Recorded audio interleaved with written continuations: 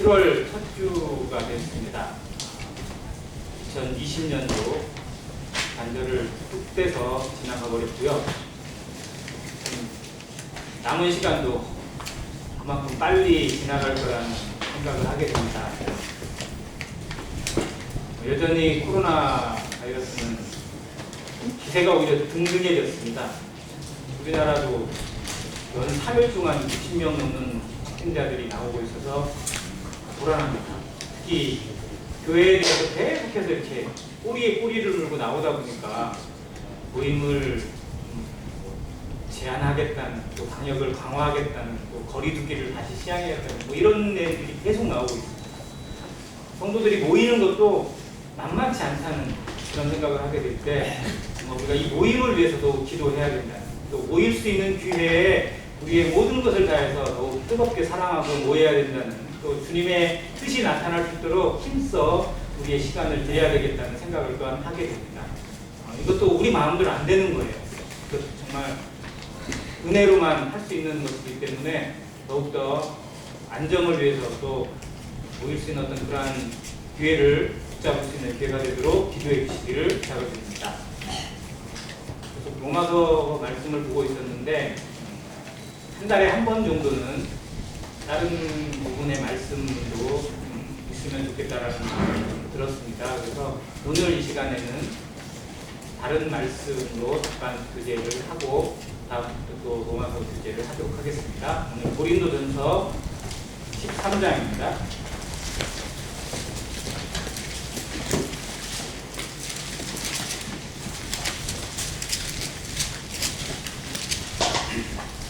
고린도전서 13장, 이게 무슨 장이라고 하죠? 13장은 사랑장이라고 합니다. 13절 같이 한번 읽겠습니다. 시작. 그런즉 믿음, 소망, 사랑 이 세 가지는 항상 있을 것인데 그 중에 제일은 사랑이라. 그 중에 제일은 사랑이라.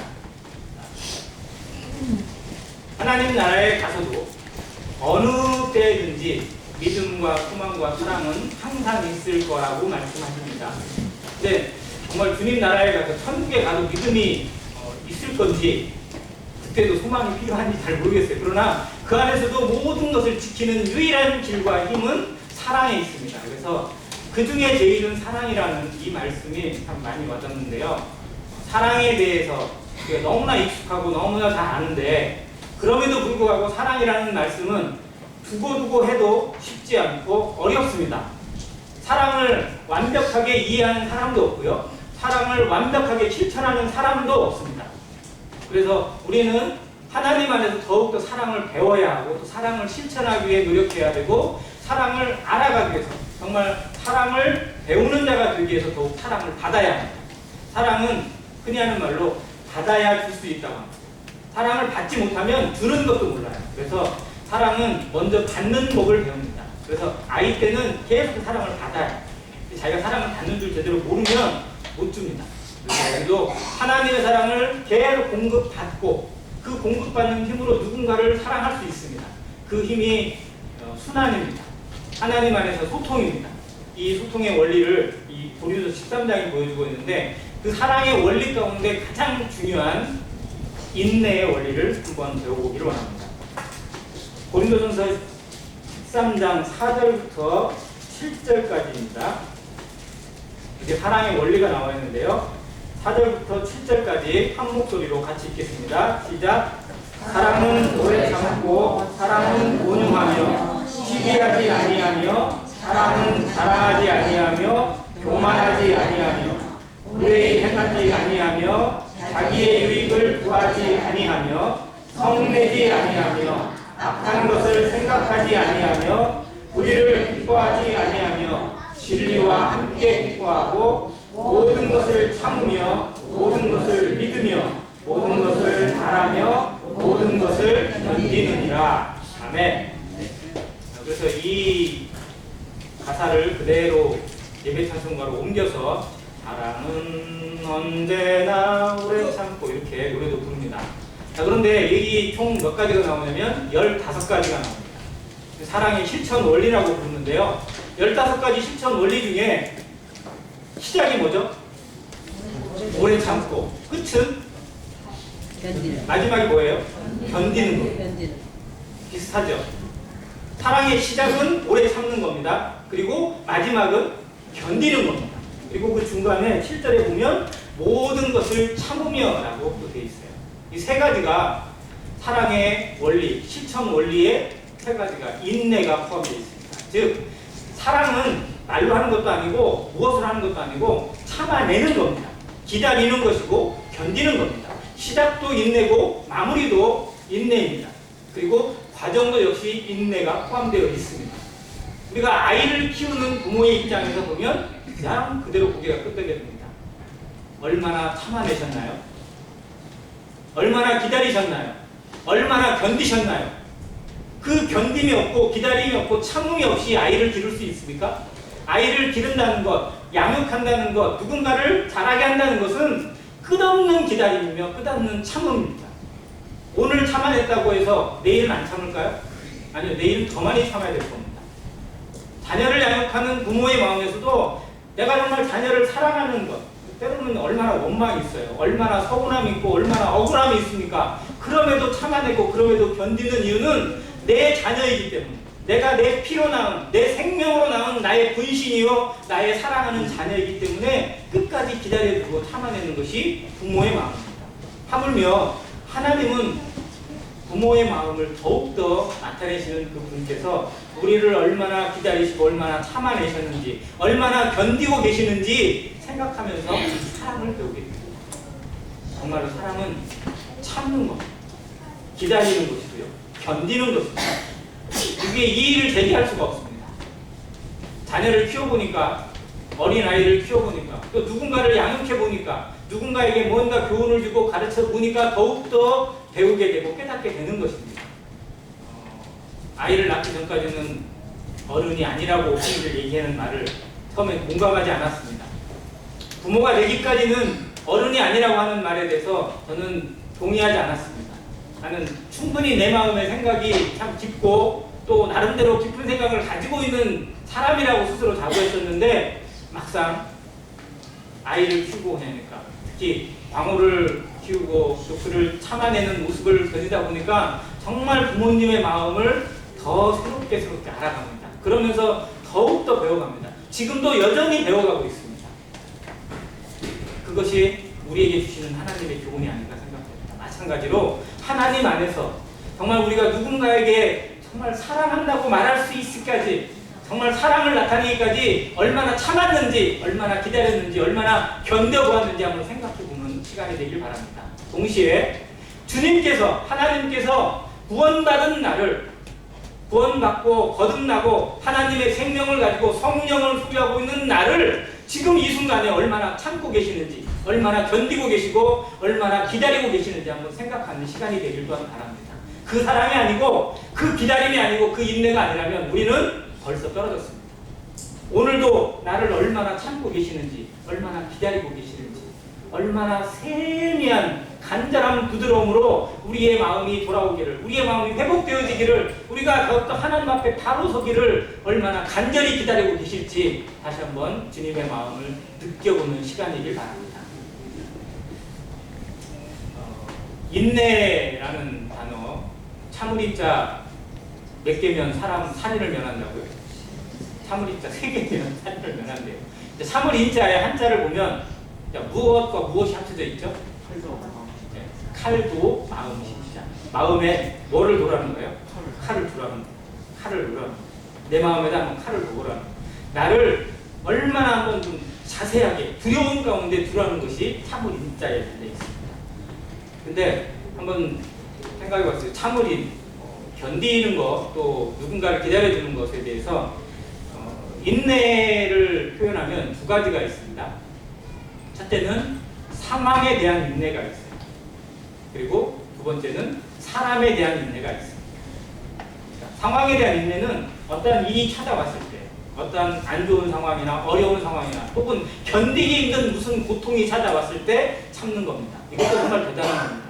우리가 아파가지고 또 허리가 아프거나 몸이 아파가지고 막 그거 견디고, 특히 사람이 정말로 아픔을 견디기 힘든 곳이 어디라고 그러죠? 어디 아팠을 때 정말 밤에 못 자고 막 괴롭죠. 몸에 있는 지체 중에서 아플 때 진짜 잠 못 자는 거 어디 아플 때? 이해일 때.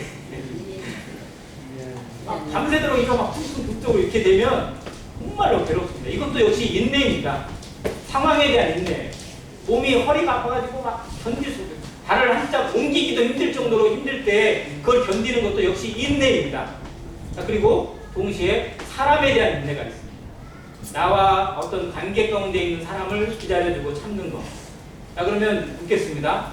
상황에 대한 인내와 사람에 대한 인내, 어느 것이 더 어려운가요? 둘 다 어려워요. 둘 다 어려운 게 맞습니다. 그러면 더 어려운 건 뭘까요? 더 참을 수 없는 건 뭔가요? 사람. 상황에 대한 어쩔 수 없습니다. 그건 스스로 수긍을 해요. 아, 이건 나한테 병이 있으니까. 이건 어쩔 수 없는 거니까 참아냅니다, 또. 근데 사람에 대한 거는요, 수긍을 못 해요. 왜 저러지? 라고 생각되어지고, 저 사람이 나한테 왜 저러지? 라고 싶으면요, 이 속이 뒤집어지는 거예요. 기다려줄 수가 없고, 참아내지가 않고, 수긍이 안 돼요. 그러니까 계속 괴로움에 젖어 있어요. 그래서 사람에 대한 인내가 훨씬 더 어렵다고 합니다. 자, 그러면 사람에 대한 인내 중에서 나와 누구 관계 있는 사람과의 관계에서 불편해지고 어려워지고 그걸 참아내야 되는 상황이 가까운 사람이 많은가요? 먼 사람이 많은가요? 가장 대표적으로 누구? 부부. 그 옆에 가장 대표적으로 누가 제일 많이 참아야 돼요? 부모와 자녀 아니면 부부간에 어디가 제일 많이 참아야 될까요? 어렵죠. 부모와 자녀 간에 많이 참을까요? 부부 간에 많이 참을까요? 부모와 자녀. 사이가 좋은 이꼬 부부는 부부 간에 별로 문제가 없는 부부들은 자녀와의 문제에서 참을 것이고요. 자녀 문제는 그냥 그렇다 치더라도 부부 문제에서 해결이 안 되면 그거는 계속 정말 누구 표현대로 지옥 같은 생활일 겁니다. 근데 가장 많은 것이 실제로 살을 섞고 맞대는 부부 간에 제일 많이 들어요. 그러니까 나중에는요, 아예 상황을 만들질 않아요. 어떤 상황에 대해 이해하고 싶거나 뭔가 상황을 만들지 않으니까 아예 그냥 내버려둬요. 그냥 그러든지 말든지 뭘 하든지 말든지 이해하려고 하는 게 아니라 그러나 나는 그냥 이렇게 하겠다. 이런 식으로 갑니다. 그러니까 선진국에 갈수록 무슨 이혼이 많다고요? 황혼 이혼이 늘 수밖에 없어요. 정말로 이게 아주 무서운 사회 문제로 지금 대두되고 있습니다. 우리나라도 역시 마찬가지. 이혼율이 높긴 하지만요, 젊은 사람의 이혼율보다 오히려 나이 먹은 50대 이후에 있는 부부의 이혼율이 더 높습니다. 정말 무서운 어떤 그런 상황이에요. 하나님이 만드신 가정의 질서, 가정의 사랑의 화목을 깨뜨리는 일들이 얼마나 비일비재하게 일어나고 있는지 다시 한번 우리는 생각해보게 돼요.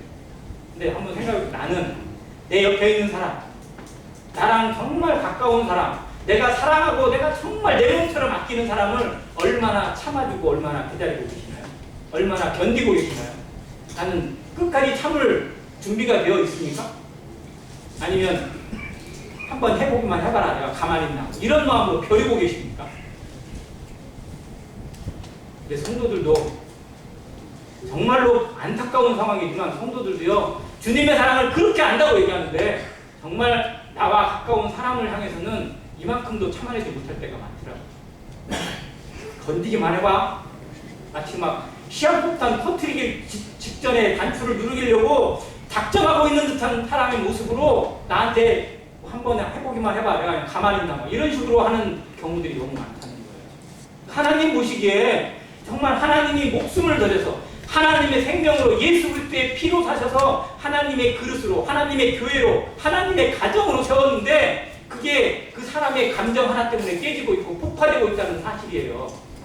교회가 그렇게 깨져가고 있고 우리의 가정이 그렇게 파괴되고 가고 있다는 것을 하나님이 바라보시는 마음으로, 하나님의 마음으로 보실 때 얼마나 안타까운지를 생각해야 됩니다. 그래서 사랑을 생각할 때, 하나님이 사랑을 기록하실 때 가장 먼저 기록하신 건 뭐예요? 오래 참고입니다.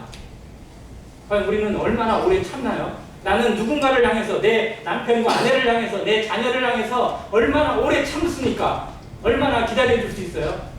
정말 우리의 마음에 오래라는 단어를 쉽게 사용하지 못하겠더라고요.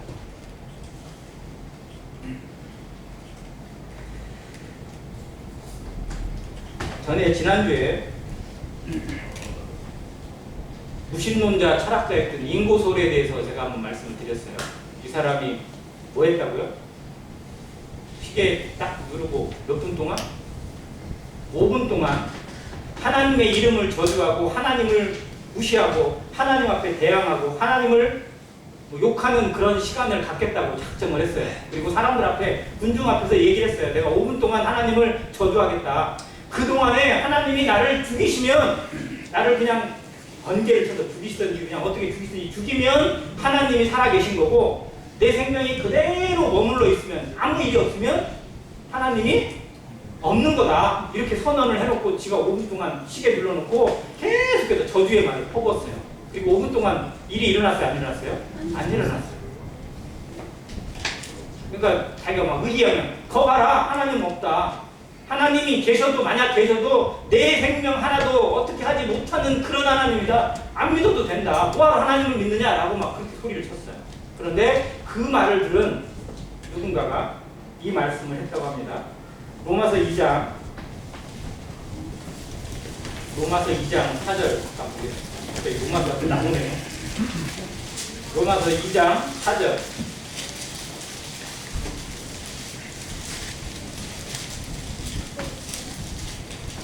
꼭 내가 하나님의 인자하심이 너를 인도하여 회개하게 하심을 알지 못하여 그의 인자하심과 용납하심과 길이 참으심이 풍성함을 멸시하느냐라고 기록되어 있어요. 어쩌면 이게 정말 이 인고솔에게 하신 하나님의 말씀이 아닌가 싶습니다. 하나님의 그 인생을 향해서 인고솔 하나가 아니고요. 지금까지 살았던 수많은 인생들의 악함과 거부와 하나님을 향한 반역을 지금까지 참아내시고 아들을 죽이시기까지 사랑하신 하나님의 인내를 사람이 5분 만에 추스릴 수 있을까요?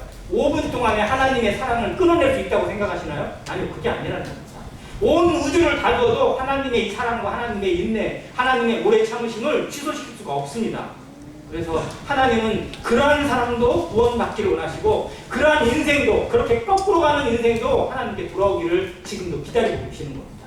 마찬가지로 성도의 삶에 넌 구원받았으니까 너는 하나님의 자녀니까 이제 제대로 살아. 안 그러면 너 가만 안 둘 거야 라고 하셨다면 우리 중에 정말로 하나님 앞에 제대로 살아갈 수 있는 성도 있나요?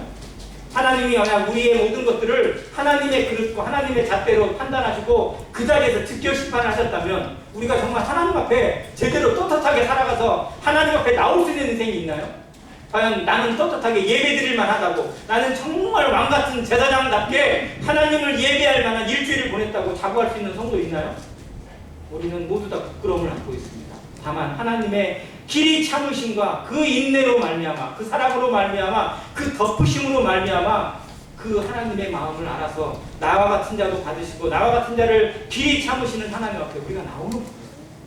마찬가지로 우리가 그 사랑을 배웠다면 그 사랑을 느꼈다면 나도 누군가를 향해서는 길이 참을 수 있는 조금 더 참아낼 수 있는 마음이 열려야 한다는 겁니다. 그것이 주님의 마음입니다. 내가 주님의 마음이 왔다는 건 주님의 사랑이 왔다는 건 성령의 음성이 있다는 건 그 성령의 열림이 다른 사람을 향해서 열려야 됩니다. 그래서 아내를 향해서 기다려줄 수 있고 남편을 향해서 더 부드러워질 수 있고 자녀를 향해서 성급하지 않을 수 있는 부모가 되고 다른 성도를 향해서 조금 더 열린 마음이 되어지는 교회 그런 가정이 되기를 주님께서 간절히 원하세요. 그래서 나를 오늘도 참아내십니다. 그 마음을 배워가는 안익교회 모든 성도가 되시기를 간절히 바랍니다. 자, 아무리 악한 사람도요 잘해주면 좋은 것이 갑니다. 제 아무리 살인자라도 자기 자녀를 향해서는 정말 다음에 없는 사랑을 가지고 있습니다. 남편이 아내와 관계에서 정말로 부드러운 말이 서로 오가면요 거기서 막 화를 내는 사람은 없어요. 부드럽게 얘기해주면 다 부드럽게 갑니다. 근데 어느 순간에 이게 깨질까요? 내가 예측하지 못하는 상황이 왔을 때 약속을 했는데 갑자기 약속이 깨져요. 무슨 일 때문에 그렇겠죠. 그러면 무슨 사정이 있겠구나라고 생각을 하는 게 아니고 당신 왜 그래? 라고 먼저 가요. 그러면 그 말을 받는 사람의 입장에서도 그냥 강하게 오면 역시 맞받아쳐서 강하게 가게 되어 있습니다. 이게 정말 우리가 참지 못하는 존재라는 걸 그대로 증명해요. 더군다나 누구를 향해서 외부에 있는 누군가를 향해서는 그렇게 안 해요. 나랑 별로 관계가 없는 사람을 향해서는 그렇게 말 안 합니다. 그런데 정말 사랑하는 사람, 정말 가까운 사람에 대해서는 이 말이 마치 그냥 막 비수같이 꽂혀요. 당신 왜 그래? 라고 하는 말. 어떻게 나한테 그럴 수 있어? 라고 하는 말. 근데 우리가 정말 마음으로 너무 편하니까 너무 편하게 말합니다. 이런 것들에 대해서 정말로 하나님의 마음을 배워갈 수 있는 가정, 하나님의 마음이, 하나님의 사랑이 길이 참으심이 풍성한 그러한 가정으로 만들어가기 위해서 나부터 우리의 언어가 바뀌고 우리의 기다림이 바뀔 수 있기를 또한 기대해 봅니다. 내가 정말 이 가정에 하나님의 마음이 있기를 원하고 하나님의 구원이 있기를 원하고 하나님을 향한 예배가 우리 가정에 있기를 원한다면 그러한 가정이 나의 가정이 되기를 원하고 그 일에 내가 드려지기를 원한다면 주님의 마음이 나로부터 나타나야 합니다. 당신이 나한테 안 해주니까 그랬어라고 책임을 전가할 게 아니라 나는 어떠했는지, 나는 주님의 마음을 배웠는데, 나는 주님을 알았는데 주님의 사랑을 배웠다는 나는 정말 어떻게 말하고 있는지를 다시 한번 생각하는 그런 시간이 되기를 또한 바랍니다. 두 번째는요, 이게 더 어려운 건데, 다른 사람을 향해서 기다리고 참아내는 것보다 더 힘든 게 하나 있어요. 누구를 참아내는 걸까요? 나를 참아내는.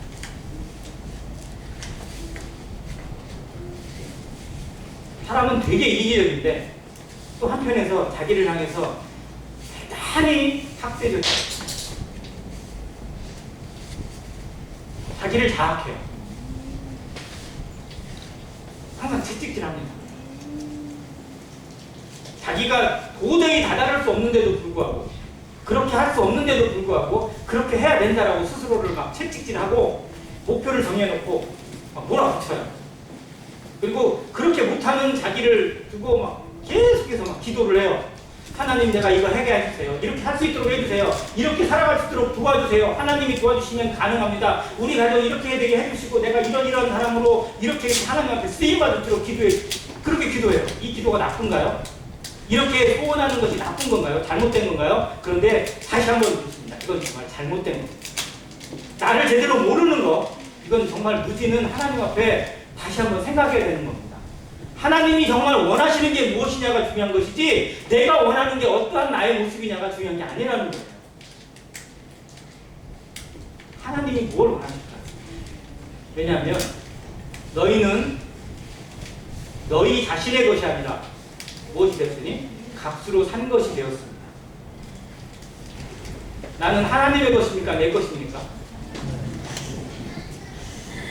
하나님이 우리를, 나를, 내 인생과 내 생명과 내 모든 것을 값을 주고 사셨어요. 어떤 값으로요? 예수님의 피값으로, 예수님의 생명값으로 사셨어요. 예수님의 피값을 내어주시고 그냥 하나님의 것을 샀어요. 근데도 하나님의 것이라고, 주님이라고 부르면서도 여전히 내 것인 것처럼 착각하고 살아가는 것이 우리의 모습이라는 겁니다. 그것이 우리를 기다리지 못하고 나를 참아내지 못하는 그 분노 속에 담겨 있다는 거예요. 이건 하나님을 향해서 반역입니다.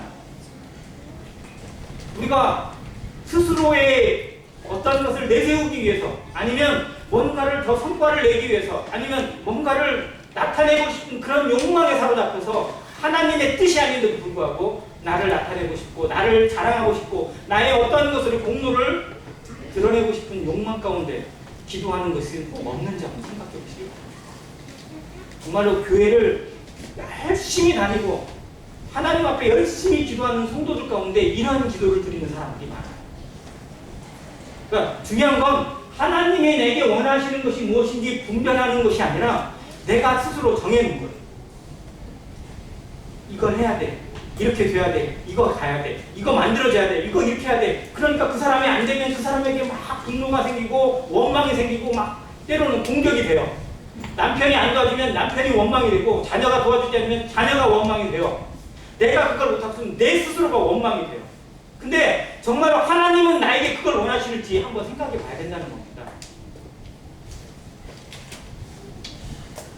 저도 역시 마찬가지로 그랬어요. 이건 제 얘기인데 구원받고 뭔가 봉사일을 하고 교회에서 어떤 역할을 맡게 되면서 스스로에게 막 어떤 자부심이 생길 때가 있어요.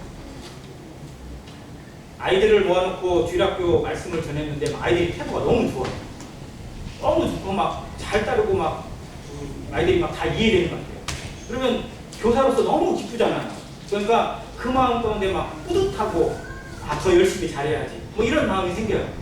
근데 그 다음 주에 내가 가지고 또 말씀을 전했는데 그날은 또 왜 이렇게 애들이 엉망진창이에요.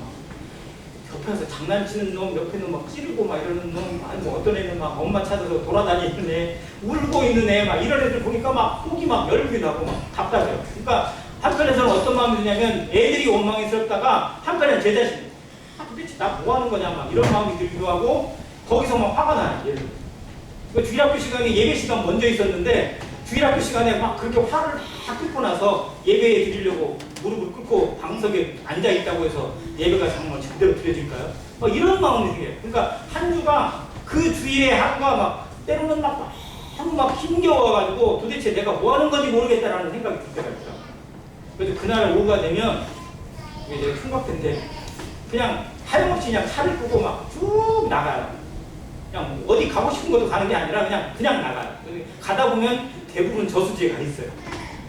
저수지에 가가지고 제가 많이 갔던 저수지가 저 우남 저수지, 그 다음에 대아리 저수지 가서 그냥 한없이 그냥 가만히 앉아서 봐요. 그러다 혼자 찬양도 부르고 뭐 하다가 뭔 생각이 드냐면 도대체 이게 내가 제대로 가는 건지 안 가는 건지 모르겠다는 생각이 너무 많이 들었어요. 그런 세월을 정말 몇 년 동안 보냈어요. 근데 그러면서 제가 깨달은 게 뭐냐면요, 도대체 나는 내 일을 하고 있는 건지 하나님의 일을 하는 건지 스스로 한번 자문을 해봤어요. 너 네 일 하고 있냐 하나님 일 하고? 정말로 하나님이 내게 원하시는 것이 어떠한 것인지 한번 생각해 봤냐? 너는 너를 내세우고 싶어서 네가 잘했으니까 네가 어떻게 했으니까 이렇게 됐구나라고 스스로 자부심을 갖고 싶어서 그렇게 한 거 아니냐라고 물어보니까 양심이 찔려서 대답을 못하겠더라고요. 정말 성도들 중에도, 그리고 정말 구원받고 열심히 최선을 다해 살아가는 성도들 중에도 많은 부분의 평강을 잃어버리는 이유가 여기에 있습니다. 나를 기다려주지 못해요. 아니, 하나님이 원하시는 내 모습을 찾는 게 아니고 내가 원하는 내 모습을 만들고 싶어 해가지고 안달이 났어요. 제가 그랬으니까요. 근데 정말로 중요한 건 나는 내 것이 아니라는 겁니다. 하나님이 나를 어떻게 사용하시든지 나는 그냥 도구일 뿐이에요. 하나님이 사용하시는 대로, 하나님이 원하시는 대로 내어드리면 돼요. 그 모든 책임은 내가 지는 거예요? 하나님이 지는 거예요? 하나님에게 있습니다. 하나님께서 자기의 것을 자기의 것대로 사용하시는데 그것에 대해서 내가 왈가왈부하고 하나님 왜 이렇게 쓰세요? 왜 이거 안 되게 해주세요? 막 라고 항변하고 따지는 것이 실제로 하나님 앞에 반역이라는 거예요. 우리 안 그런가요? 우리의 삶을 정말로 힘들게 만들고 어렵게 만드는 것들 중에 내가 만들어낸 내 모습은 아닌가요? 내가 세우고 싶은 나의 위상이나 나의 어떤 높은 표적이나 이런 것들로 우리를 만들고 싶고 가꾸고 싶고 다듬고 싶어가지고 더 기도하고 있는 그런 기도 제목은 없나요? 그건 나를 기다려주지 않는 인내가 없는 나의 모습입니다. 다시 한번 우리의 마음을 한번 들여다보시기 바랍니다.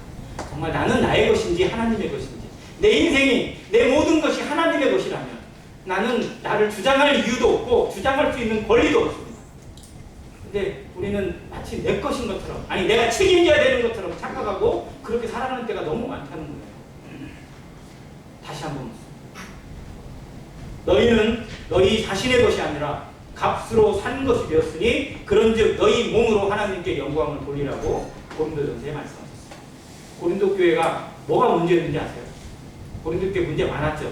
근데 그 문제 중에 가장 대표적인 문제가 뭐냐면 너무 은사가 많았어요. 근데 그 은사가 무엇을 위해 쓰였어요? 자기를 나타내는 데 쓰였어요. 자기 자랑, 자기 과실, 자기 은사를 나타내고 싶은데, 자기 것을 나타내고 싶은데 막 그런 기회가 여러 사람이 너무 많으니까 주어지지 않아요. 그러니까 경쟁을 해요. 그게 싸움이 되고 그게 파당이 되고 그게 편당이 되어져 가지고 쉴 수도 없이 시끄럽고 쉴 수도 없이 갈라지는 모습들 자체가 이 교회에 나타났습니다. 그래서 하나님이 이 사랑을 기록하셨어요. 가장 큰 은사는 사모 사랑인데 그 사랑의 대표가 뭐냐? 기다림입니다. 참아내는 거예요. 견디는 거예요. 근데 남을 견디는 것뿐만 아니라 자신도 견뎌야 돼요. 나를 참아서 나를 향해서 기다릴 수 있는 사람. 인디언 부족 중에 그런 부족이 있답니다. 말을 타고 가요.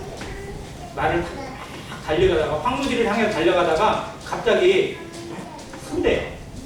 어느 뒤에 이유가 없어요. 그냥 혼자 서요. 서가지고 뒤를 한참 돌아본대요. 뒤를. 그런 다음에 한참 있다가 다시 말을 타고 간답니다. 그러니까 이유를 알 수가 없어요. 그래서 물어봤대요. 그 부족한테, 인디언 부족한테 왜 그렇게 하냐고. 그랬더니 이 부족이 하는 말이 웃겨요. 혹 내 영혼이 나를 못 따라오실까봐 기다려주는 거라고 얘기했어요. 근데 그게 정말 장난 같죠. 말도 안 되는 말 같잖아요.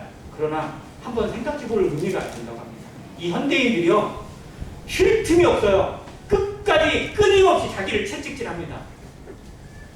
사회가 그렇게 만들어놨어요. 쉬면 패배자고 멈추면 패배자인 것처럼 만들어놨습니다. 끊임없이 돌려요. 다람쥐 쳇바퀴 도시를. 근데 그것이 무엇을 향해 가고 있는지, 그 끝이 무엇인지 알지 못한 채 달려가고 있습니다. 이 사회가 불행한 것이, 이 청년들이 불행한 것이 거기에 있어요. 그렇게 열심히 쉬지도 못하고 자기의 스펙을 쌓기 위해서, 뭔가를 만들기 위해서, 자격증을 따기 위해서, 뭔가를 더 업적을 내기 위해서 끊임없이 고생하고 노력하고 애를 쓰고 안달복달을 하는데 그 끝을 몰라요. 어디가 끝인지, 어디를 향해 가고 있는지 방향을 잃어버린 채로 헤매고 있다는 겁니다. 우리의 영혼은 어떤가요? 정말 성도들의 마음은 어떤가요? 정말 나는 저 표대를 향해서 가고 있는 건가요? 로마서 12장 보겠습니다. 로마서 12장 1절과 2절입니다.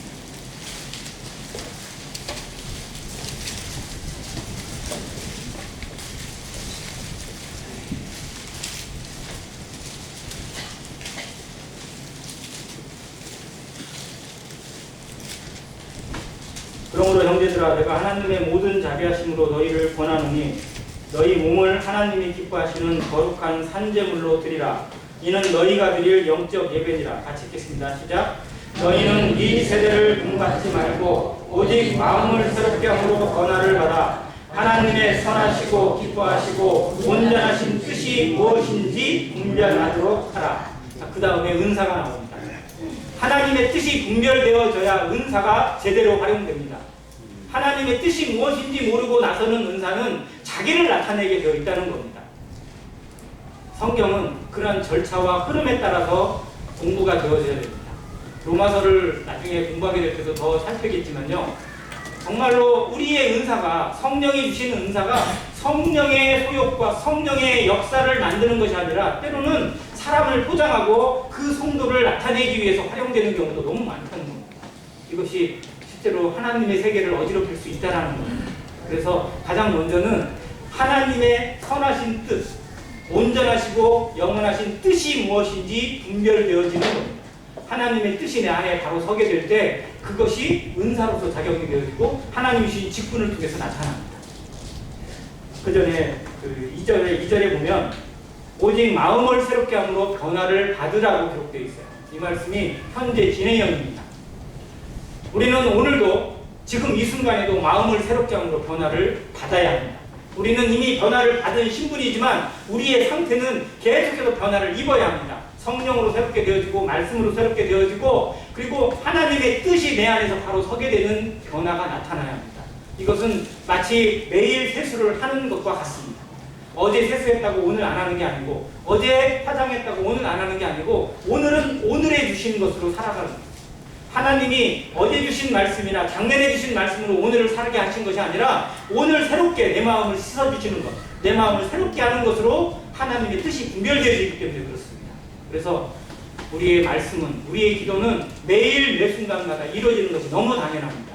말씀을 매 순간마다 매일마다 묵상하는 성도, 그리고 그 묵상을 통해서 하나님의 뜻을 분별하고 기도하는 성도는 하나님의 뜻 안에 자신을 녹입니다. 내가 서는 것이 아니라 하나님이 서게 하고 나를 기다려주시는 온유한 인내, 평강의 모습들 자체를 지켜갈 수 있습니다. 그럼에도 불구하고 우리는 나를 기다려주는 연습이 필요합니다. 제가 할인이에게 최근에 한번 권해준 책이 하나 있어요. 배려라는 책입니다. 이 책에 보면 세 가지 배려가 나와요. 배려를 흔히 생각하면 남을 위한 배려만 생각합니다. 다른 사람에게 양보해주고 도와주고 뭔가 해주는 것을 배려라고 생각하는데 가장 먼저 배려가 자기를 위한 배려예요.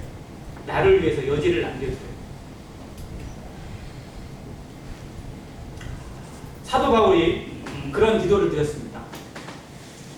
하나님의 일을 감당하고 복음을 감당하고 사도의 일을 감당하고 그리고 복음 전도자의 일을 감당하는 사도 바울에게 육체의 가시가 있었어요. 너무나 힘겨웠습니다. 그걸 안고 그대로 일하기 위해서 너무 힘겨웠고 그것 때문에 사람들에게 오해도 받았어요.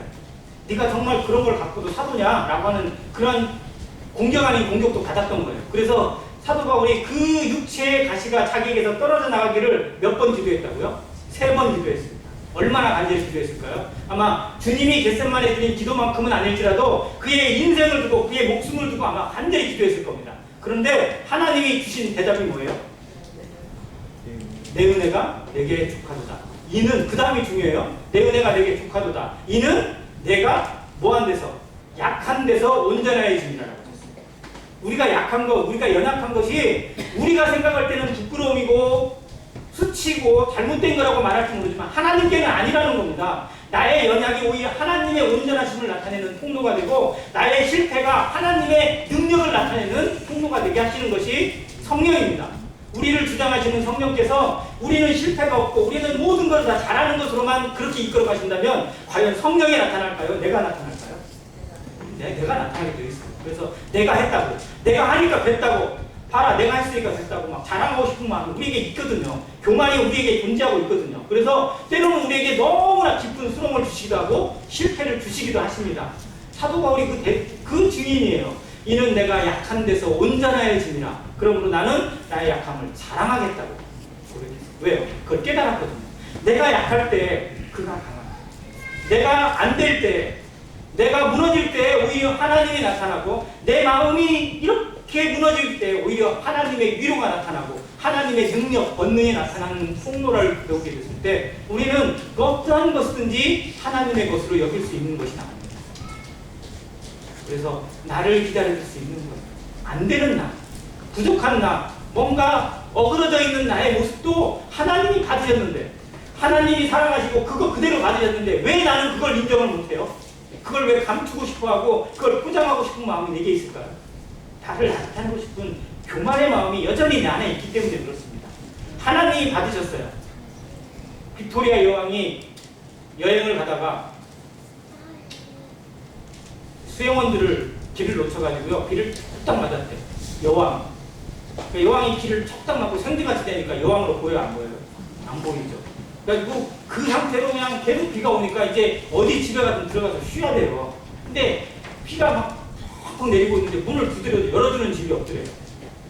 야, 그것처럼 막 서러운 게 어디가 있겠어요. 그래가지고 하다가 이제 한 어느 오두막집 같은 데 가서 문을 두드렸대요. 그랬더니 정말 그 여왕보다 나이가 더 먹은 노인 할아버지가 이게 문을 딱 열더니 문을 열어줬대요. 열어주더니 어쩌다가 이렇게 비를 맞았냐고 빨리 들어오라고 그러더니 불 가운데 불을 쬐주고 옷을 좀 이렇게 막 다른 옷을 더해주고 이렇게 하면서 그를 이렇게 따뜻하게 보호를 해줬답니다. 근데 이제 그렇게 하고 나서 돌아가서 여왕이 그 사람이 생각이 나가지고 초청을 했어요. 초청장에다가 여왕이 자기를 초청한다고 그리고 수행원들이 와가지고 당신이 그때 집으로 모셔드린 분이 이 나라의 여왕이었다고 이야기를 하니까 이 사람이 너무 놀란 거예요. 그 초청장을 받고 나서 가야 되는데 자기 행편을 보니까 도저히 지금 왕 앞에 갈 수가 그때 왕을 모실 때는 아무 문제가 없었는데 그잖아요. 그때 그분을 자기 집으로 모실 때는 아무 문제가 없는데 자기가 왕 앞에 가야 된다고 생각하니까 막 너무 자기의 행색이 초라한 것 같고 말도 안 되는 것 같고 막 염치가 없는 거예요. 그래가지고 가야 되나 말아야 되나 마음에 막 그러고 있었어요. 근데 그때 그 글에 뭐라고 써있냐면요. 지금 오라. 있는 모습 그대로 오라. 하나님이 우리의 모습 그대로 받으셨습니다. 예수님이 우리를 사랑하신 것이 우리가 뭔가 대단하고 뭔가를 잘해서가 아니라 그냥 나 그대로를 사랑하셨어요. 나도 나 그대로를 사랑할 수 있어야 돼요. 받을 수 있어야 돼요. 이러한 나, 연약한 나, 항상 실수하고 넘어지는 나를 나도 기다릴 수 있어야 되고 나도 용납할 수 있어야 됩니다. 그래야 다른 사람을 향해서도 열릴 수 있어요. 근데 나를 인정하지 못하고 나를 받아내지 못하고 나는 잘해야 되고 나는 이래야 되고 나는 이래야 되고 스스로 자기만의 스펙을 쌓아놓는 성도는요, 다른 사람에도 그 잣대를 들이대기가 쉽습니다. 그래서 우리의 삶의 기다림, 인내, 사랑은요, 먼저 자기를 향해서 열리기를 바랍니다. 하나님이 나를 받으신 그대로 나도 그를 받아내고 그런 마음 그대로 하나님의 마음으로 나아갈 때 내 안에서 내가 아닌 성령의 역사가, 성령의 온유하심이, 성령의 겸손이, 성령의 능력, 성령의 열매가 이 아이에서 맺히는 것이지 내가 열심히 땅을 파고 뭐해서 맞추는 게 아니라는 사실을 다시 한번 생각하게 되었습니다. 그래서 다시 결론을 말씀드리면 사랑은 기다리는 것, 오래 참아내는 겁니다. 그리고 그 오래 참음은 첫째는 다른 사람을 향해서 오래 참아낼 수 있어요. 그리고 두 번째는 자기 자신을 향해서도 기다려줄 수 있는 성도가 되시기 바랍니다. 성급하지 않고 조급하지 않고 스스로 닥달하지 않는 성도. 나를 기다려줄 수 있고 나의 모습 그대로를 인정할 수 있고 하나님 앞에 정직하게 자신의 모습 그대로를 고백할 수 있고 그렇게 기도하며 나아가는 성도가 되시기를 바랍니다. 그 마음 그대로 하나님이 받으셨습니다. 그리고 우리 모습 그대로 하나님이 받으셨어요. 허물이는 모습 그대로.